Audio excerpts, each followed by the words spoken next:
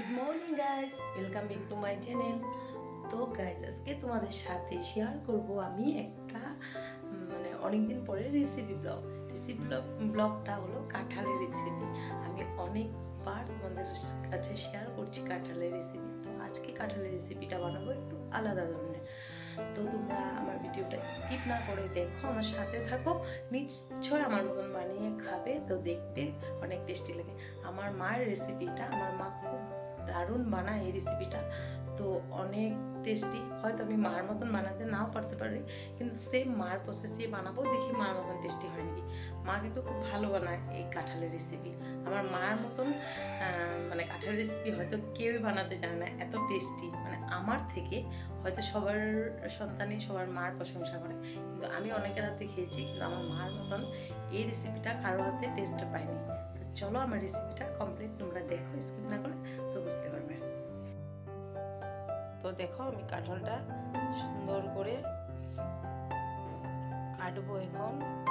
এই কাঁঠালটারে রেসিপি বানাবো। দেখছি কি সুন্দর কাঁঠালটা, বাজার থেকে কিনে আনছি। কাঁঠাল মুসুর ডালের বড়া দিব, কাঁঠালটা রানবো। তো বড়া করে দিব। এই যে ডালটা আমি এখন ভিজিয়ে রাখবো।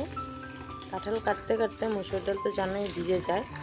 তো মুসুর ডালটা আমি ভিজিয়ে নিয়েছি। এখন আমি কাঁঠালটাকে কেটে নেব। আর কাঁঠালটা যেন গুটি হয়ে গেছে, খেতে কিন্তু দারুণ লাগছিল। আমি পরে ভয়েস একটু করছি, যে তেল হাতে লাগিয়ে নিয়েছি আর জলটা রাখছি। এই যে দেখো, কাঁঠালটা কাটছি, ভিতরে গুটি হয়ে গেছে। এখন জলে ভিজিয়ে রাখছি, দেখছো? আঠা লাগবে না, এখন হাতে একটুকু লাগবে না। এই যে দেখো, কাঁঠালের থেকে আঠা জলের সাথে মিশে গেছে। এই যে লাগছে না, আমি দেখাচ্ছি তোমাদেরকে। দেখো আঠাটা এই যে ছুটে যাচ্ছে। যে এমন করে কাঁঠাল কাটলে আঠা বেশি জিনিসেও লাগে না, আর তোমার হাতেও লাগবে না।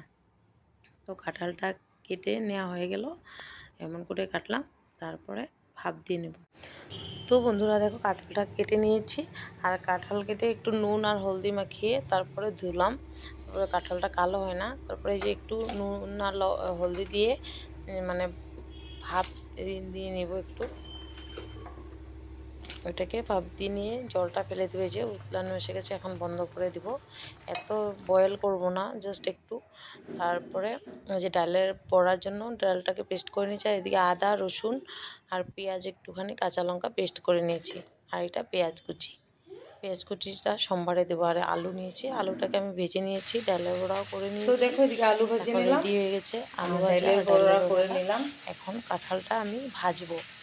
তো এই আমি যে কাঁঠালটাকে কাঁঠালটাকে ভাজছি, একটু ভেজে ভাপ দিয়ে নিলাম, নিয়ে ভাপ আবার দিয়ে জল ফেলে জল ছেঁকে উঠিয়ে তারপরে ভাজছি, ভাজবো একটু। নাহলে পাঞ্চা পাঞ্চা লাগে খেতে। তারপরে যে টমেটো কুচি, পেঁয়াজ কুচি, আর এই যে আদা, রসুন, কাঁচা লঙ্কা, একটুখানি পেঁয়াজের পেস্টটা। তো কড়াইতে আমি দিয়ে দিচ্ছি তেল। আর এইদিকে ভাজা কাঁঠালটাকে ভাজছি ভালো করে। তারপরে তেলটা গরম হয়ে গেছে, এখন তেজপাতা, শুকনো লঙ্কা একটা, তেজপাতা, আর দিয়ে দিব গোটা গরম মশলা। এখানে গোটা গরম মশলা এগুলো দিয়ে তারপরে আমি একটুখানি পাঁচফোড়নও দিব। এই যে গোটা গরম মশলাটা দিয়ে দিলাম। এখন একটুখানি সামান্য, দেখো কত সামান্য দিয়েছি, খালি ফ্লেভারটা আসার জন্য পাঁচফোড়ন একটু দিয়েছি। এখন আমি এখানে পেঁয়াজ কুচিটা দিয়ে দেব।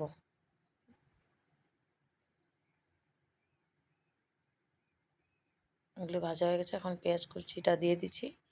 এখন পেঁয়াজটাকে ব্রাউন কালার হওয়া পর্যন্ত ভাজবো ভালো করে।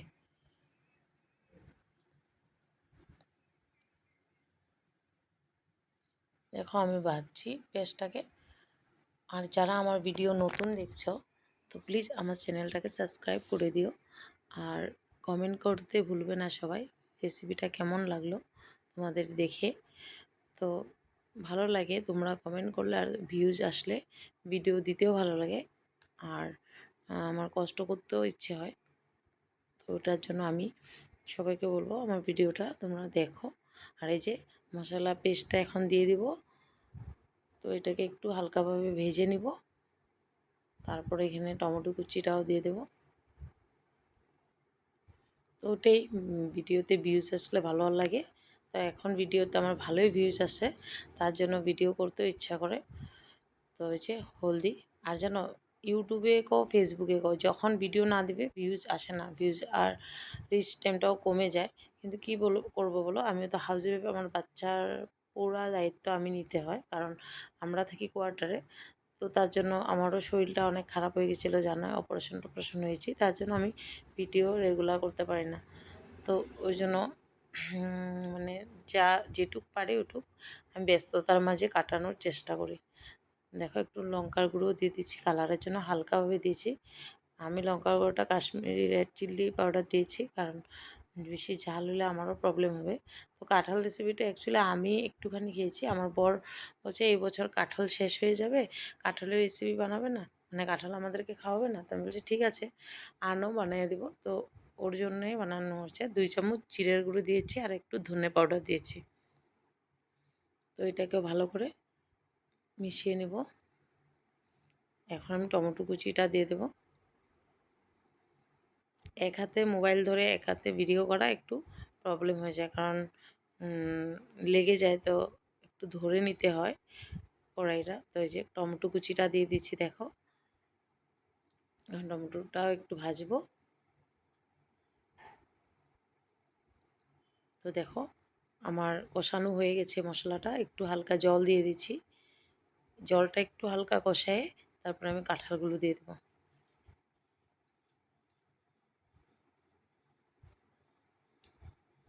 তো একটু জলটা কষে তারপরে এখন দিয়ে দেবো। আমার ভিডিও আগে অনেকে দেখতো, কিন্তু এখন আর দেখছে না, কারণ জানি না। তো ওটাই দেখো কষানো হয়ে গেছে। এখন আমি এখানে দিয়ে দেব কাঁঠাল।